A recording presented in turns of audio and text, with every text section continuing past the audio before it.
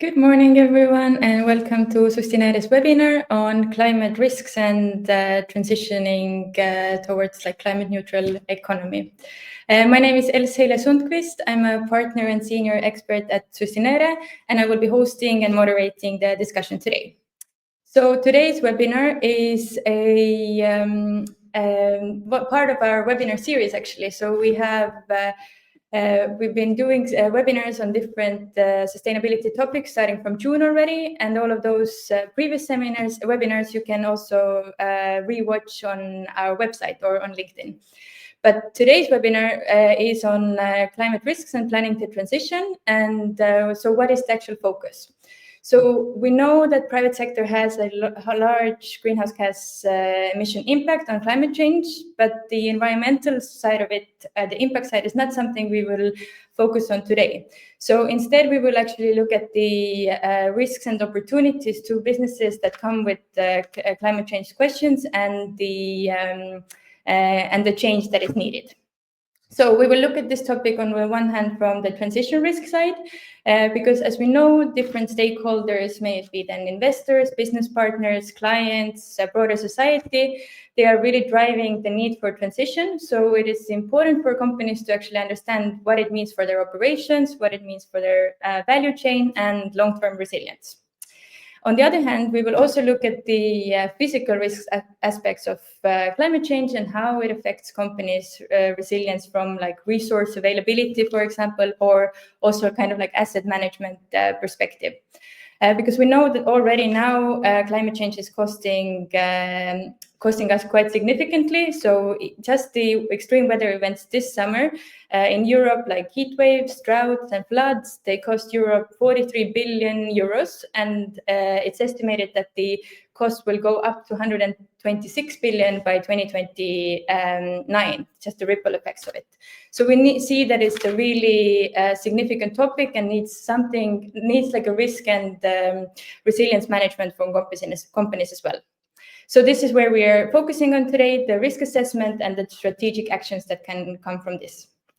This is nothing new to us in Sustinere. So we've been working with different sustainability topics for over 8 years with hundreds of clients across the Baltics. And we already have climate risk assessment experience on the project level, also then specific economic activity level when it comes to these do no significant harm questions, but also organizational questions. And we've supported companies with the transition planning and setting climate targets. So this is something that we've been working on quite a lot already and trying to now bring the know-how to a wider audience as well and share experiences with the market. So today's agenda and how this discussion will go on. I'm not the only one participating here, and as I said, I will be moderating, but I will soon give word to my colleague Imre Banyas, who will actually give the context and overall framework to climate risk assessment. Then we will have a 20-minute panel discussion with representatives from Luminor Group and Artea Pangas to see the financial sector perspective. Then we will come back to Imre, who will guide us through the methodology of climate risk assessment. And we will end the webinar with like practical insights from Tallinna Kaubamaja Group, a company that has already been conducting climate risk assessments and this transition planning for a few years. So we will hear a video recording from Erika Mandel, who unfortunately couldn't attend live today, but was kind enough to record her experiences, and we will show this. And we will finish the webinar by 11, so it will be a 1 hour quick session, but hopefully a lot of insights and experiences can be shared. So I will give the word now to Imre to build the context and introduce the topic more broadly and in depth. Good morning, everyone. I would also like to introduce myself. I'm Imre Paanias, environmental expert at Sustinere. I've been working with climate topics for about 10 years now, both from climate policy development to guiding companies to assess their risks and get ready for transitioning to climate neutrality. So we've done climate risk assessments for various sectors, including manufacturing, energy, real estate, and other sectors. So hopefully today I will be able to first give you a business case why climate risk assessment and climate risk management should be important for every company, and then later on also give an overview of how we conduct climate risk assessment, what are the key steps to consider, and how to then consider those results in your business management. So first of all, in order to talk about climate risk and why the assessment of climate risk is important, we have to agree that the world around us is changing. Physical hazards of climate change are becoming increasingly present and felt even without sort of knowing the full trajectory of different risks, but just every year we can see the different events that are impacting both lives and businesses across Europe and across the world. So last year, European Environmental Agency published a climate risk assessment across Europe, which acknowledged some of the sort of knowledge that was already felt, that Europe is warming faster than the rest of the world. The last few years have been the warmest years on record, and the climate models are predicting that this change will only increase. And also precipitation patterns are changing. We see more severe downpours leading to floods or flash floods across Europe, and also some regions not seeing much rainfall at all and have prolonged droughts and heat waves. So one side is, of course, what is happening to the environment and the climate, but the other side, that it has direct impact on businesses.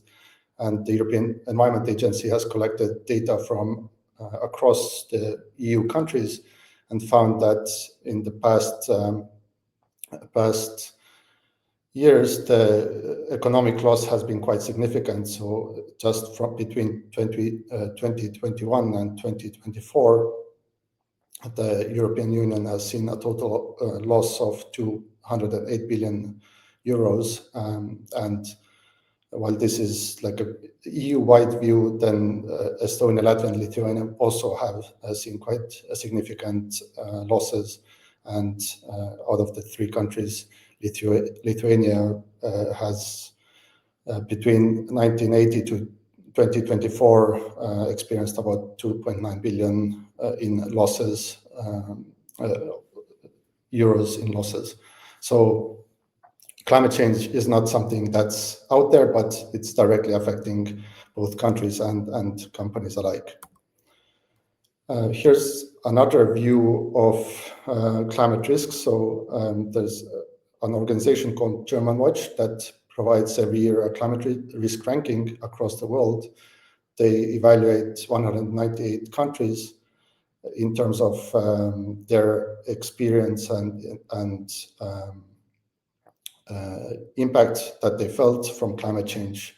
And they look both at fatalities, affected people, and also economic loss. And out of the top 10, there's quite a lot of European countries already that are directly affected, and mostly from the health impact. But also Estonia, Latvia, and Lithuania are quite at the top.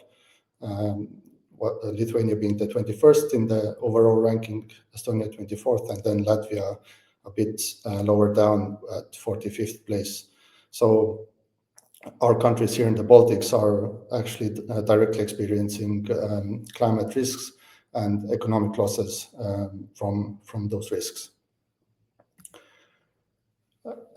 These risks are mainly related to physical hazards, so physical risks that are impacting in the society and companies in various ways. And usually when we are considering these risks, then we look at acute risks. So these are risks that are sudden events, such as extreme weather events or floods or other events that are sudden, unplanned, and have a severe impact on the society as a whole. And then the other side is also chronic risks that happen more gradually, but they end up having quite a cumulative impact over a long period of time. So these are long-term temperature increases, shifts in weather patterns, and these then leading to other events such as also increasing the risks of acute weather events.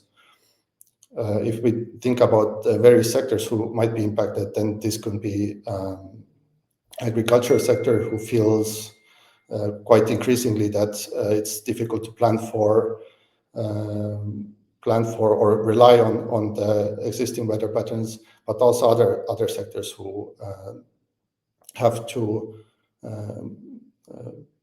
become more resilient to these risks, because otherwise the economic losses might be significant. But physical risks are not the only risks that should be considered. Something that's actually often overlooked is transition risks and how societies are transitioning to climate neutrality. And this is gaining speed and therefore should be at the focus of more companies. And often we see that these risks are maybe something that are dealt with less frequently, but nevertheless they are quite significant. So when we look at how net zero pledges have been made across the world, Net Zero Tracker has provided a 2025 stocktake, and we see that actually over 70% of 74% of emissions are covered by different net zero pledges. It affects 77% of total global GDP and 79% of the population. And just to give a bit of more context, then G20, that represents the top economies in the world, 19 out of the 20 countries have set net zero targets, and therefore affect quite a lot of people, whether directly or indirectly. And when we talk about transition risk, then what we look at are different changes in the society. So usually we look at 3 or 4 main categories. These are best defined by Task Force for Climate-Related Financial Disclosure and their recommendations. So these are political and regulatory risks, which are linked to policy changes, regulatory changes, such as greenhouse gas emission prices, enhanced reporting requirements, or also possibility to be litigated for non-action.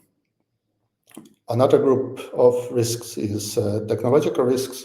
So these are the technological advances that are either happening or are necessary to stay on track for climate neutrality as the society is transitioning, and often at the cost of either moving too fast or moving too slowly with those technological changes that then have an impact on the business.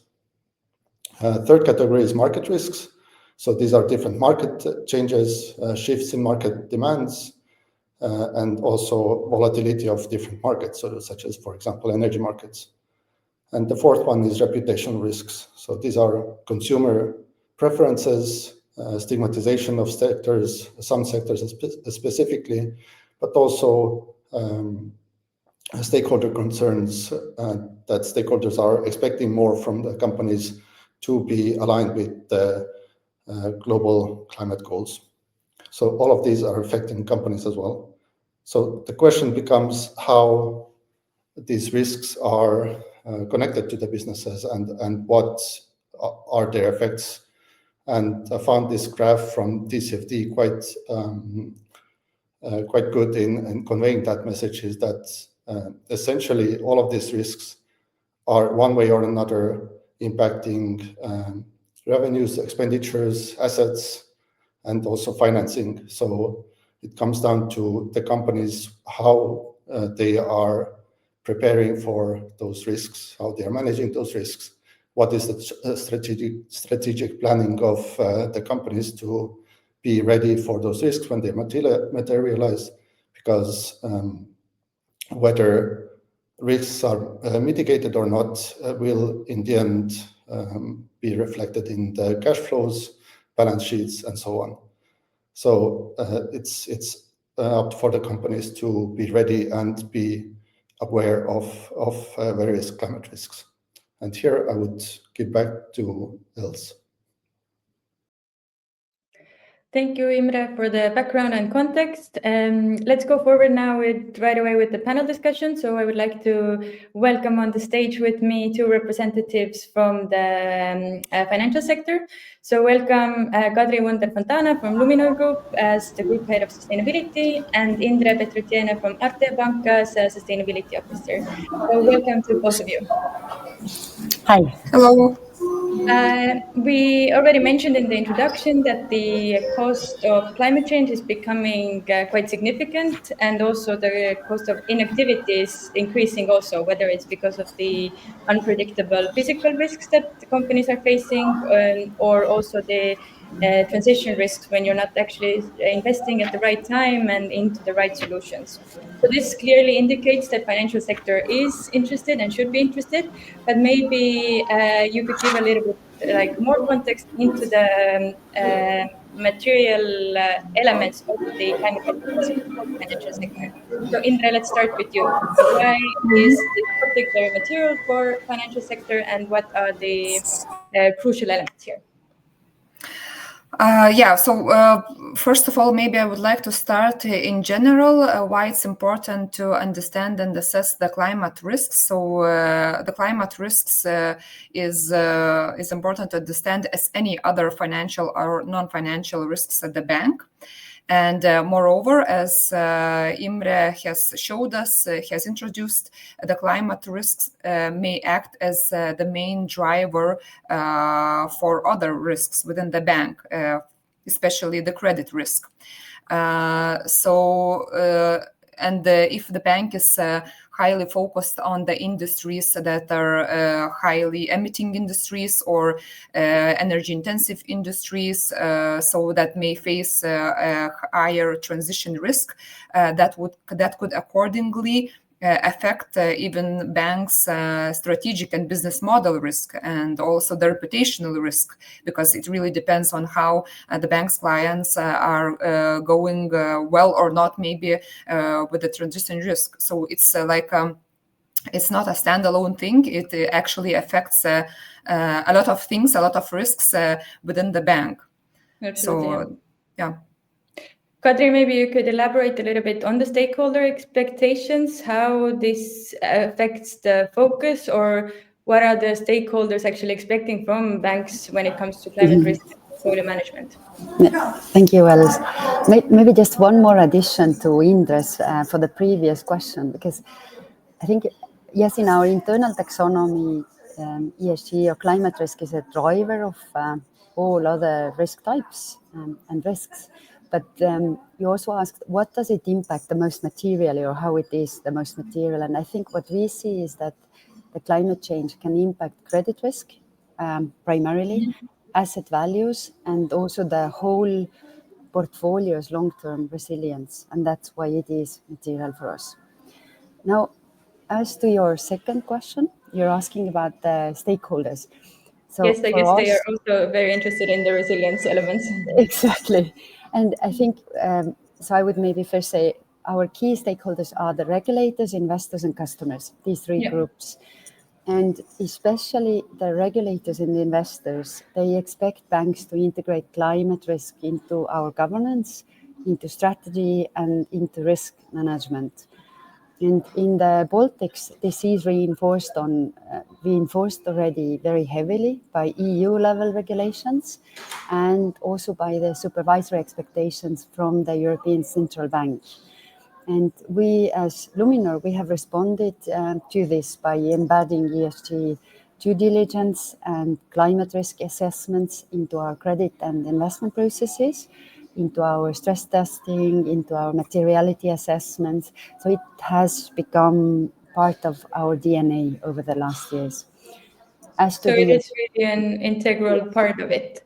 But maybe then you could both bring out what are actually the main risks that you're then seeing that the Baltic companies are facing when you're gone through these risk assessment processes. So maybe I can start from our side.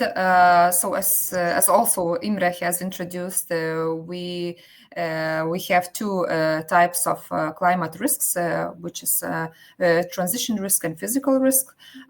So at least from our bank's perspective, as our main activity and our main market is Lithuania, so we see the transition risk as the main driver. Because physical risk is, we are not that exposed, I would say, to physical risk, as our location is relatively in a good position as the country. However, we still might face higher risk in the long run, like more heat waves or more extreme heat waves. We still might face droughts, flooding areas. So, of course, it's an important risk. But if, let's say, distinguishing which risk is more important or which risk is the main driver, so I would say that that transition risk, and especially the transition risk that is related to the regulatory pressure. Then the regulatory pressure gives a pressure to the technology changes. Then also, of course, investors' preferences and consumer preferences may also play an important role in terms of different business. But of course, it also depends on what type of business we're talking about, because for some areas, for some sectors, these risks might give, how to say, higher effect, because we already have some regulation, like we have the Energy Efficiency Directive, we have the emission trading system, we have some other regulations with the package of Fit for 55. So some of the industries might be affected primarily. But of course, some of the industries might also face the impact coming out of these regulations. Absolutely. So this is like how we see from our bank's perspective. Kadri, would you agree, or are there some additional risk elements from the physical risk side, maybe that you have noticed at Luminor, or do you also feel that it's mostly the transition risk questions that companies in the Baltics should be more focused on? I think that it is both, because maybe from one side, what I can complement is we do have the pan-Baltic view for all the three countries, Latvia, Lithuania, and Estonia. So we've done the materiality assessments both for transition risks, which are the most applicable and most relevant ones, and in which time horizon, and also physical risks. And for physical risks, what we see majorly is flooding so both coastal flooding, but also the flash floods, because our canalization systems are not built to absorb such amounts of water in a short period of time. So we've seen it like last year in Latvia, for example. So heat waves, and what we also see is in some areas the coastal erosion is also a physical risk. But these are, some of those risks are manifesting now, some of them longer term. But what we see shorter term, more imminent, indeed, like Indra said, is transition risk, because the transition risk, so what it means that establishing relevance to the low carbon economy by 2050 and establishing compliance with all the regulatory maze that has come towards us, and the regulations all kick in between the years 2027 to 2035, all of them. And this means companies are really, really heavily now under burden from this risk side. And maybe the last point that I would like to bring in here is there is another both physical and traditional element coming from the nature. Because at the moment we are talking only about climate, but climate is heavily impacting the availability of nature services. And this especially has an impact on the agriculture sector, because they are dependent on the nature services, on soil quality, on pollinators, and this is also one of the physical risk aspects that we have deemed to be material for our bank. Yeah, absolutely. Thanks for bringing in the wider point here as well. It's definitely something very important that maybe the first steps have not been like magnifying yet, but definitely an important angle. But maybe Kadri, you could continue and elaborate on like the transition planning at your portfolio level then. So when you now all know the risks, there is the pressure to actually move towards a different economy. So what are these climate risk mitigation actions at a portfolio level that Luminor is taking, and how are you actually trying to change the portfolio and move towards your own climate goals as well? So it's a combination of different elements. So I'm going to list some of them. So from clients in the high climate risk sectors, such as transportation, manufacturing, energy, real estate, we are requesting establishment of targets and establishment of transition plans. We also have, we are increasing our exposure to sustainable real estate and renewable energy projects to steer the portfolio in one direction. We have established, or we have sector-specific risk limits and exclusion in place. We also have an exclusion list as part of our sustainability policy, where we also state that, for example, we do not provide financing to companies that are producing fossil fuels-based energy unless they have a transition plan in place or establish it during a reasonable time period. We also are applying differentiated due diligence across sectors with stricter scrutiny for high-risk industries. We have connected the ESG risk to pricing. So in case a company is exposed to high risk, their loan pricing goes higher. And lastly, we are building the transition advisory capabilities, and this on two levels. From one side, we are building the capabilities of our relationship managers with tools, trainings, advisory engagements, and all the basics. And we are also having a series of webinars and workshops for our customers to make it crystal clear why is this climate change happening, what are the interconnections between those different actions here, and what are the options to establish resilience then for the companies. So you clearly have like set targets, approach for different sectors, but also then supporting your clients in that transition. Very interesting. Indra, is there some like similar practices in place in Althea Bankas, or could you like add something specific that you're also doing?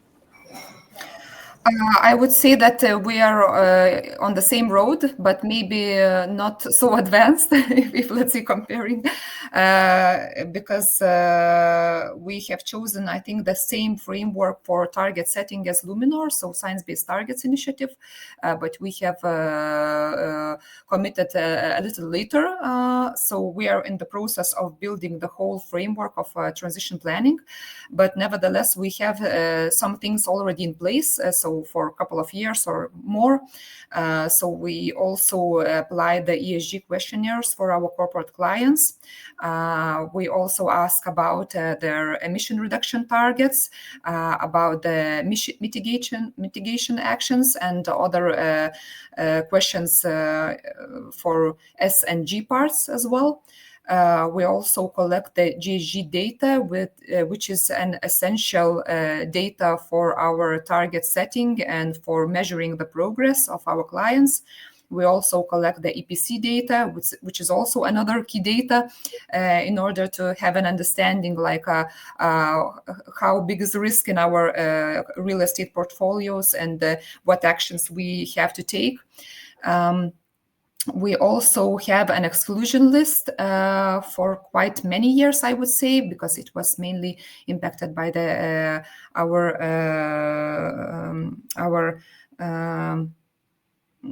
commitment to the EBRD as the shareholder, what we finance and what not, and also our ESG risk assessment process is also embedded into our credit risk assessment process and also pricing. So this is like also a core thing that the bank should have in place according to all the regulatory requirements. So what was also mentioned by Kadri, the engagement planning and all other elements are more or less in process. So the support for companies.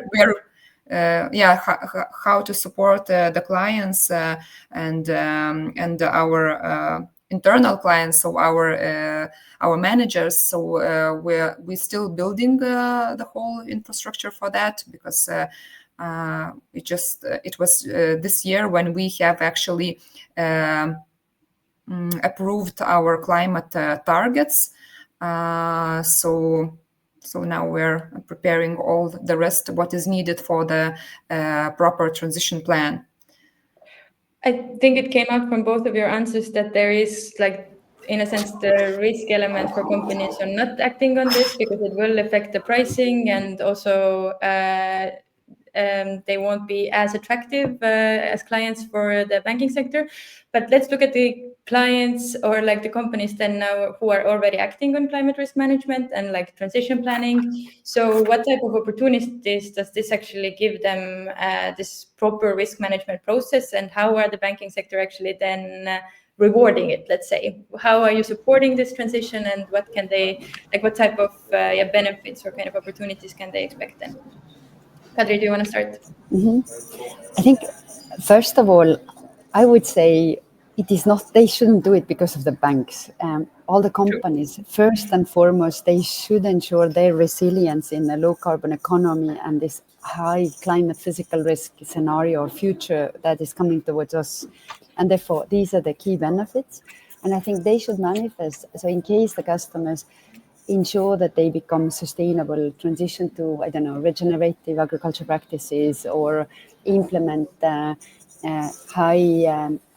energy efficiency measures, they will be able to cut up to 35% of cost in planning the transition measures. They will be able to ensure the relevance, continued relevance or enhanced relevance for the customers, so customer preference for their goods. And I think, and they would be able to avoid any kind of fines from the regulators. And I think these three things are why they should do it. But now from our bank side, like I said, so we have an ESG risk calculation engine in the bank, and companies who do not have a transition plan in place or are exposed to high climate risk and do not mitigate these or do not have adaptation strategies, their pricing goes higher, so they benefit from lower prices or usual conditions in case they have those things in place. Okay. What we also see is that so we are partnering with, for example, EBRD and EIB to have some attractive or better condition loans available for those who are having sustainable solutions or sustainability strategies in place. But this again, these are like at the moment still limited to specific sectors, specific activities, and we are looking to widen it to transition loans as well, because our key strategy is that we do not turn our backs to our customers. We are in it all together. We want to finance the transition. We want to stay in it. So we're working towards ensuring products and ensuring that we can take and digest those risks that we are looking into and help our customers to transition. So our only challenge are customers who do not want to transition. That's our challenge, yeah. But all who want, we want to support. Indre, could you also add something in the end now about the kind of the support or opportunities that you are providing or supporting then the companies with? I would actually support what Kadri has mentioned, because we should start seeing the things not only what the bank should give, what opportunities should give to the client, but first of all, what opportunities the clients can, the business can get from assessing the risk, from understanding the risk, and from mitigating the risk. So this is the main opportunities that it can get, because well, not the opportunities, but benefits. Because when you see the risks, then you are forced to look for the opportunities. So this is the main benefit. And of course, then you can assure the compliance. Then you have a better competitive advantage if you are in progress to a more sustainable business model. If compared to your peers, you are more. You can get. Then by the end of the day, you can get more favorable pricing conditions from the banks or investors. So. Yeah, so we have to understand that logic, and besides that, we all have a common goal. So we as the bank and the client. So without any action from the clients, we cannot achieve the goal. So fully support both of your opinions here about like actually seeing the business case and the opportunities and not doing it for the regulator or for the bank. So thank you for finishing on this note. Unfortunately, we have to cut the conversation here. It would be interesting to discuss further, of course, but really thank you for very practical insights, actually how banking sector or like how banks in the Baltics are approaching this topic and what type of like conditions or support actually the companies are getting. So really, thank you so much for this. And now we will continue with the methodology part so that you would get further insight into actually how to conduct the climate risk assessment, what are the main steps, and what to keep in mind. So I will give the word back to Imre now. Yes, it's a really good message from the banks that first you should assess your risk for yourself, and then there are also benefits that you can find in your risk assessment, opportunities that maybe weren't there before, and therefore it supports your more resilient business plan towards the future. But I will give here also an overview of climate risk assessment, like what are the key steps of conducting it and how to then approach the risk assessment and what to do with the results once you have done it. Climate risk assessment can be done essentially in 4 key phases. So first one would be assessing your context and collect relevant data. So this includes setting assessment boundaries, identifying relevant data sources that you can use for your risk assessment, and sort of getting yourself ready for the risk assessment. The second phase is risk identification. There are various hazards impacting companies, but it's really important to sort of identify the ones that are relevant to you. And in this phase, there are some steps on how to approach it from a company perspective. Third phase is then conducting the risk assessment. So essentially looking at how likely it is that the risk materializes for the company and what would be then the impact. And here we really recommend using scenario analysis to looking the risks from not just present day, but also in the future in different time horizons. And the fourth one would be then integrating those the risk assessment results into your risk management. So how do you mitigate the impacts? How do you adapt to future changes? And what options there are to actually benefit from the technological changes, from the societal transition towards climate neutrality, but also how to be ready for future extreme events that might impact your company. First off, with the context assessment, the key here is to really understand what you are planning to assess. So this involves your assets, all of your economic activities that you're involved with, and also your value chain, because it came out from the previous speakers as well that while we are quite lucky in our position that we don't experience very harsh conditions compared to some other regions in Europe as well, nevertheless, our value chain partners are from those regions, whether it's in Europe or globally, that have significant impacts, and that then translates also to your risks. That impacts on your value chain might then have or result in your sort of business operations being stalled, or investment plans being pushed back, or the prices would increase for the commodities that you use. So also looking at value chain is important.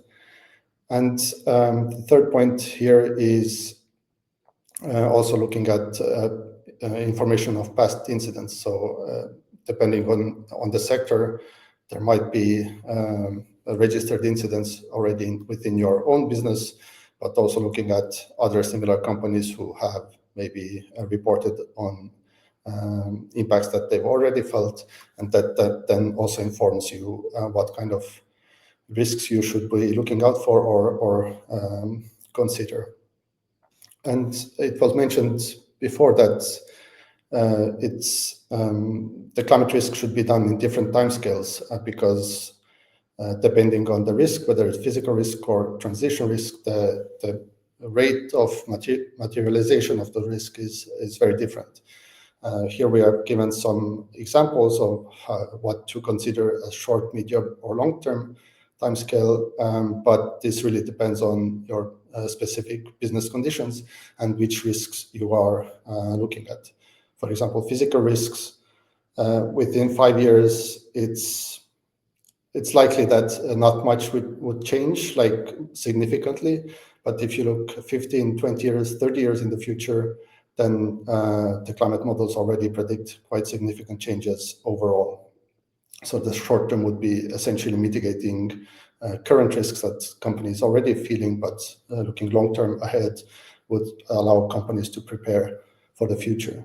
But for transition risks, short-term changes in regulation policy can have significant impacts for the company.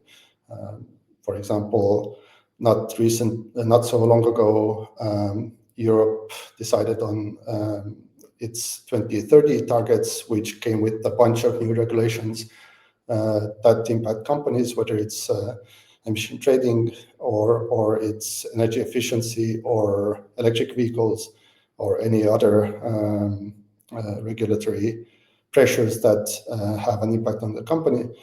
But also looking long-term ahead, the climate neutrality by 2050 in our region or in Europe is the target, and what kind of shifts are there in terms of market demands, but also technological changes, regulatory changes long term, and so on. So the timescales could differ between different risk types.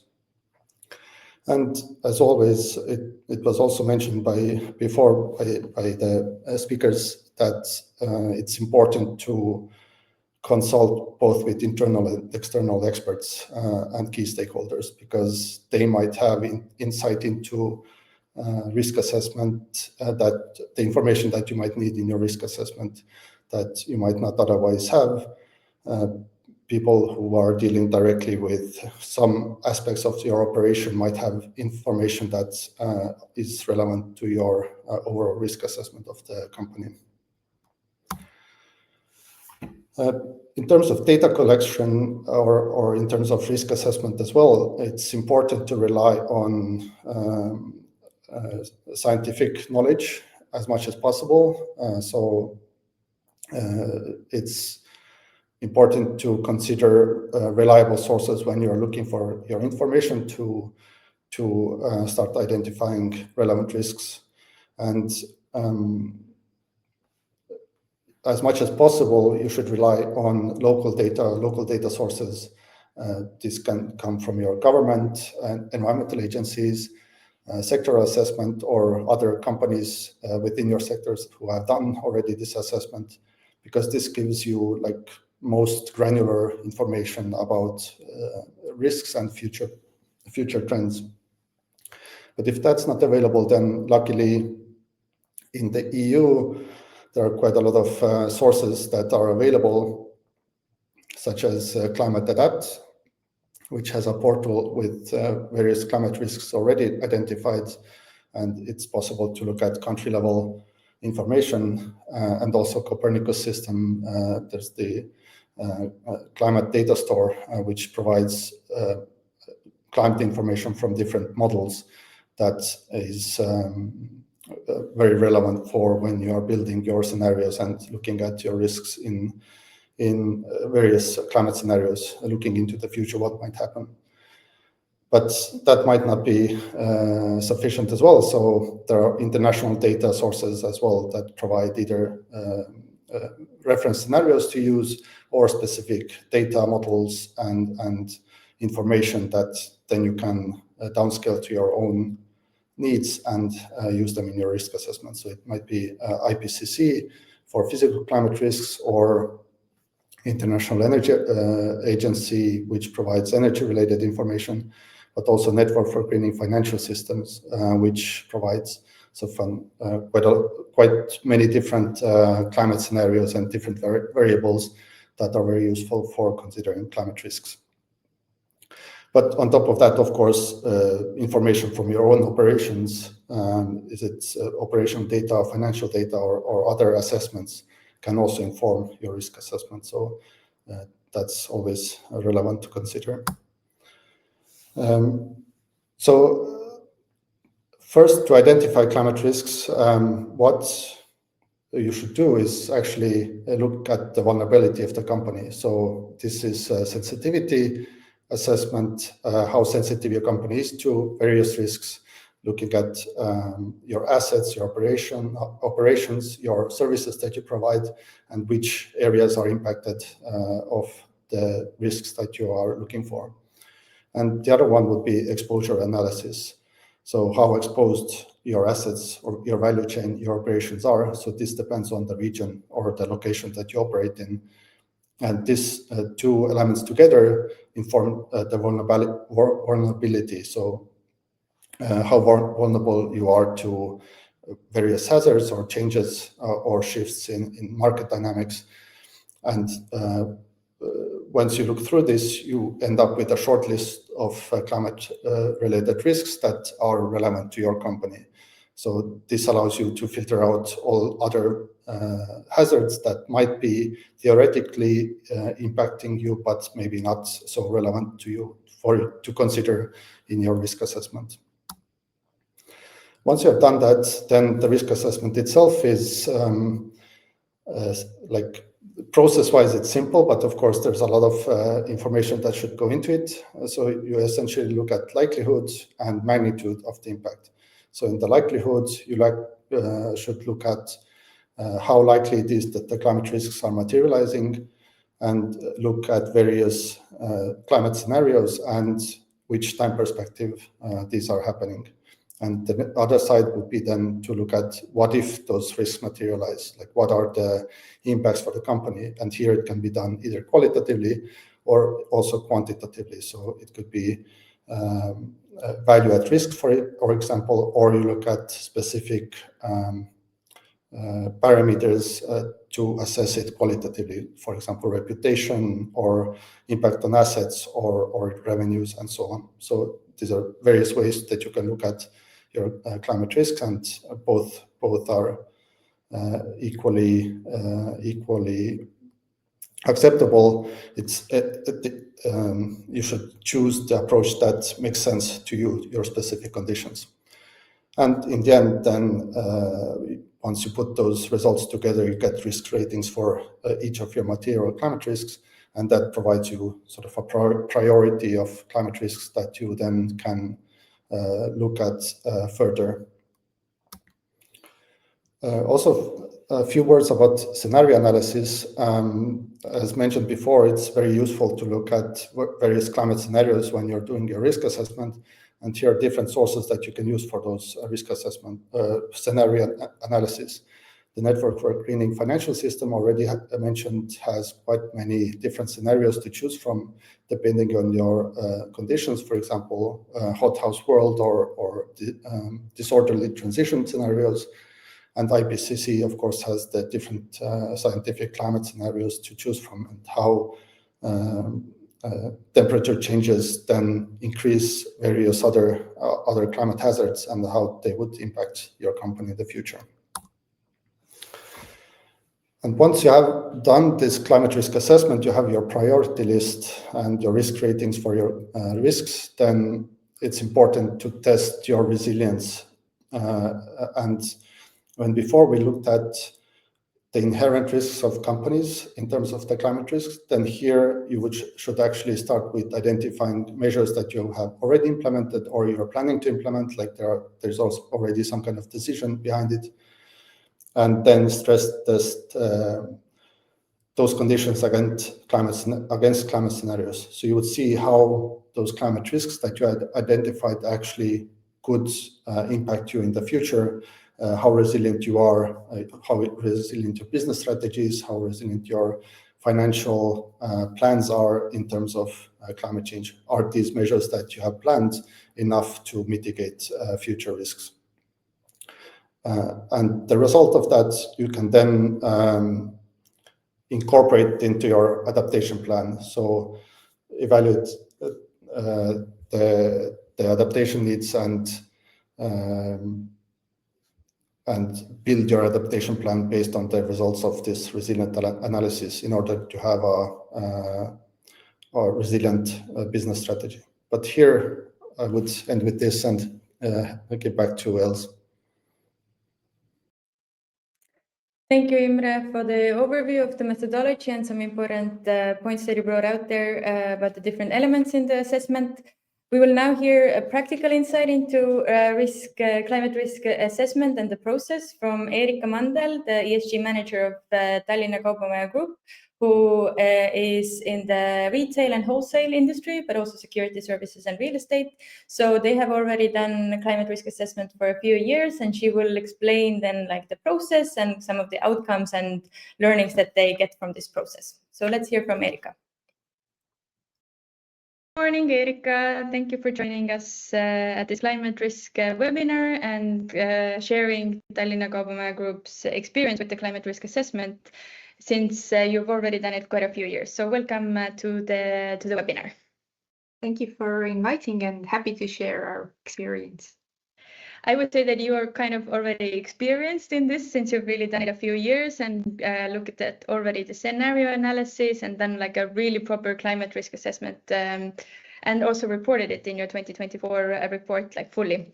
So today I would like to focus on actually two parts of this topic. So the process, kind of also the steps, the methodology, the challenges maybe that you encountered, and then secondly, the outcome. So actually how useful or valuable it was and what type of additional steps come from this assessment. So let's start with the process. Could you maybe just go step by step through the climate risk assessment process and the methodology steps that you took?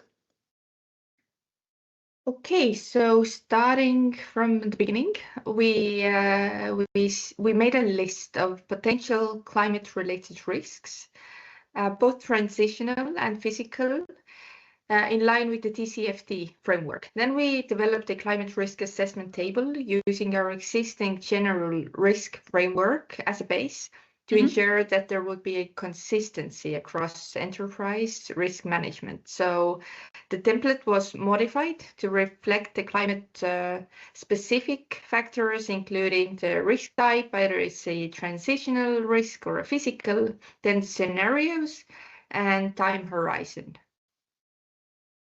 So that was the initial base. And practically, how did you approach this then? Did you do it internally within the group, or did you also engage external help? How did it go?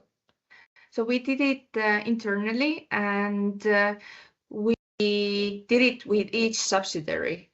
So each company had their own risks. They revised what is the most material to them, and we do this process every year. So we go through the risks assessed in previous years. We analyze if there are any new risks.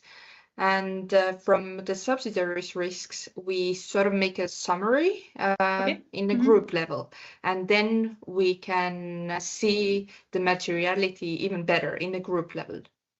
So it is actually, as you said, you do it annually. So it is actually part of the risk assessment process that the company goes through anyways, right? Yes, exactly. We do it in at the same time we do the general risk assessment. We even do it in the same meeting. Okay. But when you think about the process now and comparing maybe with general risk assessment, what are the challenges, like very specific to the climate risk assessment? Could you bring some out here?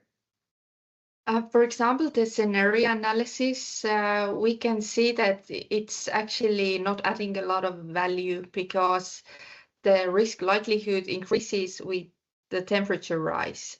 Okay. So it's the same pattern with a lot of risks. So it's kind of redundant. We don't see much help from it. Then risks are rarely climate exclusive. So in practice, we can see that many identified risks are also due to geopolitical or economic factors, not only related to climate change. So this is difficult. And then the public data sets actually lack specificity. And when we assess our suppliers' climate risks, we see that many of them are not doing the climate risks. So we have to do it for them, think what are the risks in our supply chain. So you're using kind of proxies or just estimations here, right? Exactly. Okay. But now the results, could you bring out maybe the main risk factors, risk areas for Tallinna Kaubamaja Group then, and do they then mostly relate to your own operations or the value chain? What are the main points here? We can see the risks affect both our own operations and value chain, but we can see that financially significant risks are more concentrated in the supply chain, particularly in logistics and component sourcing and product quality. Some physical risks we see are component shortages, delivery delays due to extreme weather events and supplier disruptions, also drop in product quality, especially in agriculture. Some storm-related risks, especially on physical assets, so the asset damage and power outages. And some transitional risks we see are the regulatory non-compliance by suppliers, so that can lead to product disruptions, and changing stakeholder expectations. So we don't know what is expected by the customers, and they are affected by the regulations as well. For example, if in car retail, we can see it affects the customers if the government is subsidizing I cars, for understand. example. Yeah. Also, now you mentioned that the financial risks that come from, or like financial and material risks that come from climate change are mostly related to the. So here I understand that you actually can already assess the financial materiality, and even I've seen that you actually can also quantify the risk. So maybe you can share that process. How have you approached the quantifying element of the risks? And do you see that there's like it gives an extra materiality element to this step? Yes, we are actually quantifying since the beginning, and approximately, or the estimation is approximately 1 million euros that we can see what is the financial impact.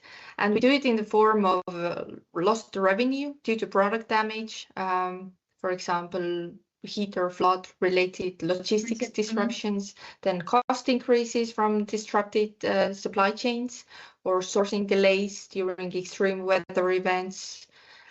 But have you we can used some still- estimations there, or has there been like a similar risk assessment methodology that you've used for other risks as well, or how have you actually approached the quantifying part?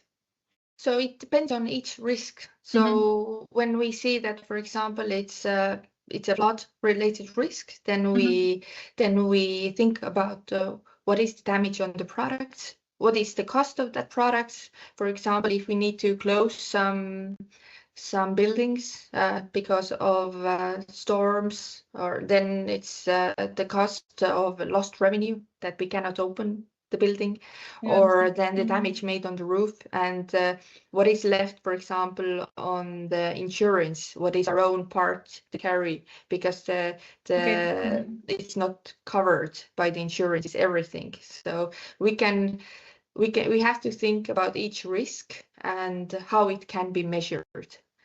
But we can still see that the impact is rather low, the financial impact. For now, the 1 million in total, it mainly can be mitigated. We can avoid those risks. I see. But still interesting that you are actually like really deep diving into each risk and trying to calculate or give this financial number for the risks as well. It would be very difficult for us to assess the importance of the risk if we wouldn't have the impact. Yeah, makes sense. I also wanted to ask now that you know the results and even the financial number for the risk or the potential loss. What are the next steps, or how are you actually acting on these results, and how are you making this assessment now strategic for you? So depending on the risks and the materiality of the risk, we respond to it. So we either accept the risk when the impact is low, or we mitigate it through adaptation measures and internal controls, or we outsource where the risk can be transferred. In many cases, we actually modify our operations. We see other sourcing options. Okay. Could you bring some examples as well? Like what have been the actionable steps here? So, for example, in the retail sector, what comes to food, so there are many. So we don't buy only from one supplier, or even if we buy, then we already know that if this one drops, if the quality is very bad, then we can buy from another supplier. Okay, understandable. As a last question, could you maybe give some tips or recommendations for some companies who are approaching this topic or starting to carry out the first assessment? What are the key steps, or how to go step by step maybe? So what we did and what we recommend is understanding especially what kind of risks are specific to our region and our Okay. locations, and in those locations that are material for our business. Then we were mapping regulatory developments, so how policy trends may affect us. Yeah, for the transition. This is so this is yes, the transitional risk, and what we also did was this: we started early. We started in 2023, so that means that we had more time to exercise the process. And so taking time and for what- it is actually one of the recommendations. So kind of familiarize yourself and approach then step by step. Yes, because the first time you do it, then it's more of the big list of risks, and then you need to see what are actually material. Then you can go deeper. And actually, what we see is the first time it's very difficult to do risks and opportunities together. Okay. So if we do the opportunities now, the opportunity part actually takes more time than the risk part, because it demands more research, because it's very difficult to find those spots that are actually either opportunities to give you to create a new product, for example, to expand on markets. Very big processes, and you need a lot of research to find those opportunities. Okay, thank you. I think it's very interesting that this is actually more time consuming than the risk assessment. So definitely valuable information for all the listeners. Thank you so much for sharing the experience, and hopefully you will start finding more opportunities in this assessment part as well, and able to mitigate all the other risks that you have identified. Thank you so much. Thank you. Erika said that their tip was to start early, but I guess now, like, starting at all this climate risk process is something that every company can do whenever then. And of course, there are step-by-step ways to approach this, and we are really here to support you in this process as well. So at Sustinere, we can help you with full climate risk assessments or resilience analysis, and then also building on that, it can be the climate adaptation plans or climate risk management processes as well. But additionally, what maybe came out from the webinar today is the opportunity side and the importance of like adding the financial value that Erika mentioned, how it would not even be possible for them really to do the risk assessment if they didn't know the financial value. And from the banking side, then the participants really emphasized like finding the opportunities. So this is also something we can support you with, the quantifying element of risk assessment, as well as finding these opportunities and helping to do the research that Erika mentioned. So this is the competencies that we could help you with. We would also like to invite you to our next webinar that will be in mid-November, the 13th, where we will introduce the annual reporting study. And it's already the annual one, and we've done it since 2017 already. So come and do listen at the insights from different Baltic countries and where we are at the reporting and like sustainability management level in general. So the event is already ready to register on our website. So please do come and join us. But with this, I would like to thank you all for joining us and listening to the webinar. If you have any questions, please do be in touch, and hope to see you soon at our next webinar and discuss these topics further. Thank you so much.